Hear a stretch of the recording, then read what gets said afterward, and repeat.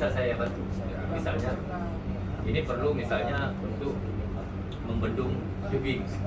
Tebing mungkin tidak tanahnya tidak padat, apa perlu kita tanam di apakah rumput kultivar untuk mempererat dan lain sebagainya.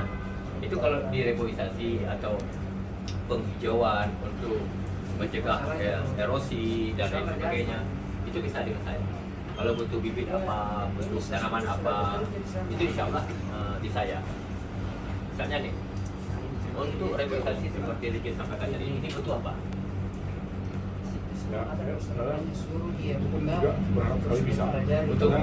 Butuhnya program reboisasi. Karena tidak hanya program kan tidak hanya menanam, tetapi bagaimana penanaman itu dibarengi dengan perawatan dan juga adanya semacam kegiatan bersama warga untuk memastikan yang ditanam itu betul-betul tanam. Nah, jadi begini, menyangkut kalau memang ini untuk menjaga aliran das, kita menjaga aliran sungai agar tidak erosi. Itu nanti kalau bisa diajukan ke balai das kami menyampaikan seperti yang disampaikan kepada saya, ini perlu ada penanaman seberapa hektar itu, bagaimana penanganannya. Itu mungkin saya bisa advokasi memang di mitra saya.